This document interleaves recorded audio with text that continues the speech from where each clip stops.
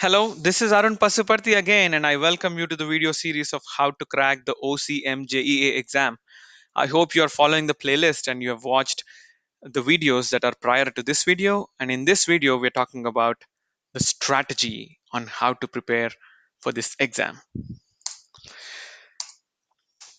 First step is join an online or instructor led training or a self conducted training, a self paced training where you split, slice, and dice this entire examination topics and syllabus and then try to divide and conquer.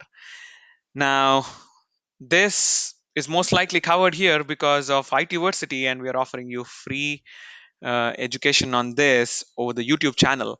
So, however, there are some strings attached, and you will understand that as a part of the last video or the next video in the series. But let's try to focus right now on the strategy of how to become OCMJA certified. So the first step is to get onto a self-paced learning and be committed, or some sort of online training where somebody is trying to teach you or explain you some of these important concepts in order to be certified.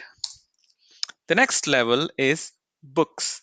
Books are very important even in today's world, whether they're electronic or whether they are in a physical format, right? Now, the books which are created solely focusing on OCMJEA and which have the best reviews are one by Paul Allen and Joseph Bambara, and other by Amritendu Day. And both these books give you enough context and enough ways in which you can explore each of these topics.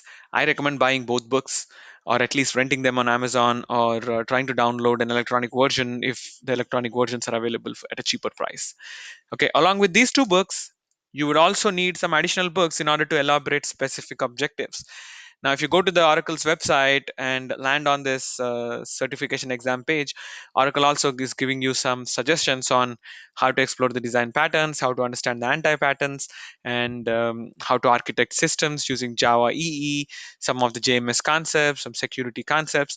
So you can actually gather this knowledge from any different types of medium, right? Like these can be structured books, this can be online trainings that I'm trying to conduct right now, or this can be any good books in specific areas where you think you are slightly weaker than others, or slightly weaker or weak enough to fail the exam, right? So you will have to explore that yourself. You understand about your skill more than anybody.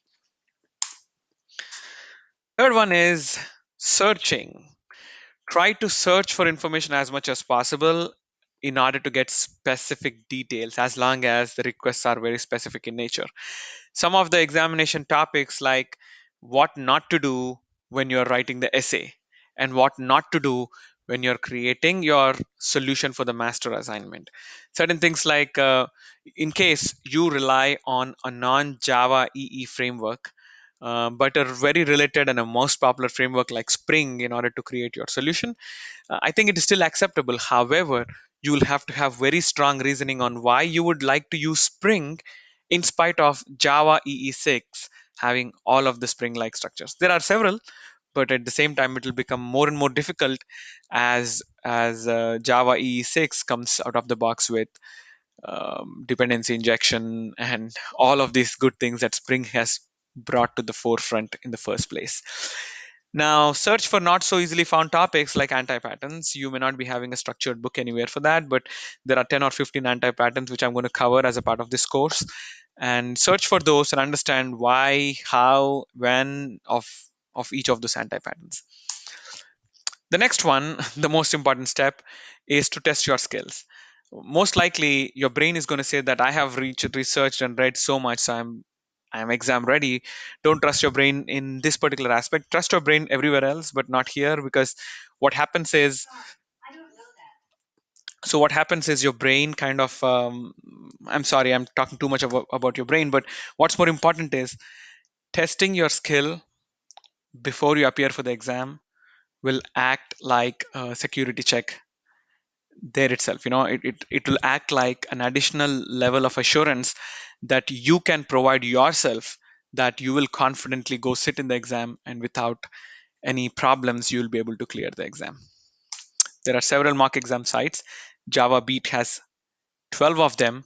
Now, you should be able to clear all 12 mock exams that are available on the Java Beat website in your first attempt.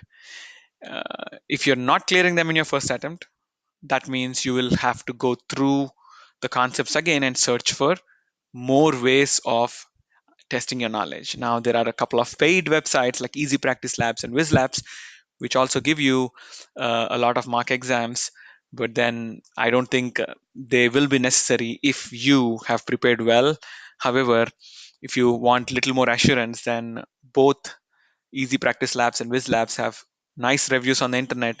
They are not expensive, and I think they will be a very good addition for your preparation. So I recommend that you can explore those two options as well. But first, try to see how much of first try to go through all the free resources available along with this video series and the Java Beat exams, and then try to invest a little more. I hope you enjoyed this video. Um, See you until I create the next video. Thank you. Bye.